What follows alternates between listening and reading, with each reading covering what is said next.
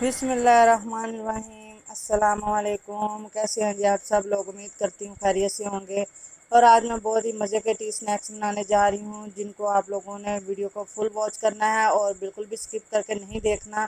اگر آپ لوگ اس طریقے سے بنائیں گے تو یقین جانیے آپ لوگوں کے یہ بالز اتنے مزے کے بنیں گے کہ جب بھی کوئی مہمان وغیرہ ہوں یا ویسے بھی بچوں کو لنچ باکس میں دینے ہو تو آپ ان کو تیار کر کے ان کو فوری طور پہ دے سکتے ہیں، اور ان کو بچوں کو بھی لنچ باکس میں دے سکتے ہیں۔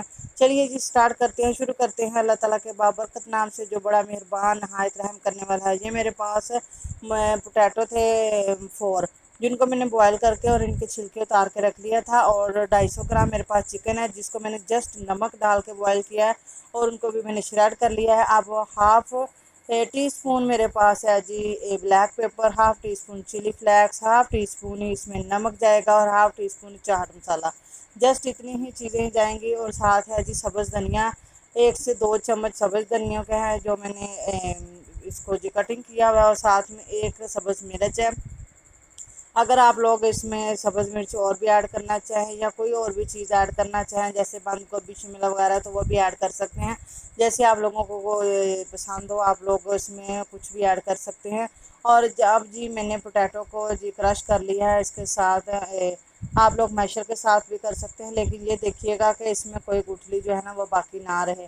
میں نے یہ جو ہے کریشر اس کے ساتھ میں نے اس کو کرش کر لیا ہے، ساتھ ہی یہ دیکھیے جی اب میں اس میں سارے مسالے جو میں نے آپ کو اسپائسیز دکھائے تھے وہ اس میں ایڈ کر لیں گے، چکن ایڈ کر دیں گے اور دھنیا سبز مرچیں بھی ایڈ کر دیں گے۔ جسٹ اتنے ہی سمپل مسالوں کے ساتھ ہم ان کو تیار کریں گے جو اتنے مزے کے بنتے ہیں، یقین جانیے انسان کھانے بیٹھے تو پتہ ہی نہیں چلتا کہ کیسے پلیٹ جو ہماری وہ صاف ہو جاتی ہے آگے سے، اور فوراً سے یہ ختم ہو جاتے ہیں۔ تو جب بھی آپ لوگ یہ بنائیے گا تھوڑے زیادہ ہی بنائیے گا، پتہ بھی نہیں چلتا کیسے ختم ہو جاتے ہیں۔ اب جو ان کو اچھے طریقے سے ہم مکس کر لیں گے، ہاتھوں کی مدد کے ساتھ ہی ان کو اچھے طریقے سے میں نے مکس کر لینا ہے۔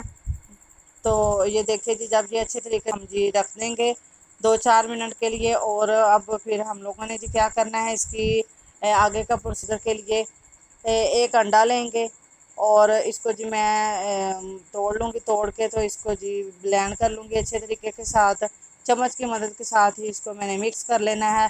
تو ساتھ ہی میں نے بریڈ کرمز جو ہیں وہ ہے میرے پاس 1 پلیٹ، وہ بریڈ کرمز جو آپ حسب ضرورت اس میں جتنے آپ لوگوں کو درکار ہوں اس کے حساب سے آپ لوگ استعمال کر سکتے ہیں۔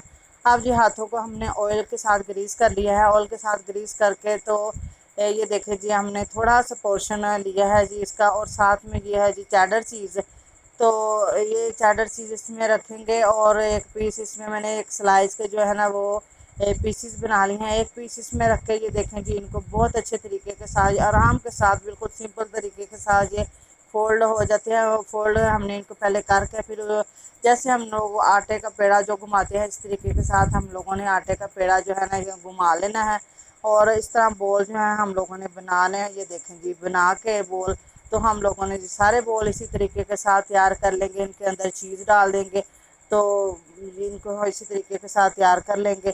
اب جی یہ بول تیار کر سارے تیار جب ہو جائیں گے تو پھر اس کے بعد جی ہم آگے والا پروسیجر تیار کریں گے۔ آگے جو ہے نا بریڈ کرمز اور جو انڈے کی کوٹنگ ہم لوگوں نے کیسے کرنی ہے وہ میں آپ لوگوں کو آگے چل کے بتاتی ہوں۔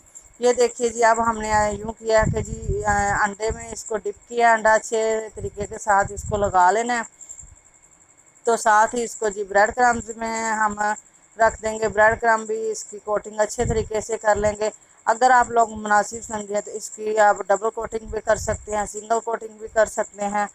میں نے تو ویسے سنگل ہی کیا، ڈبل بھی کر لیں تو وہ بھی بہت ہی اچھے اور کرسپی تیار ہوتے ہیں۔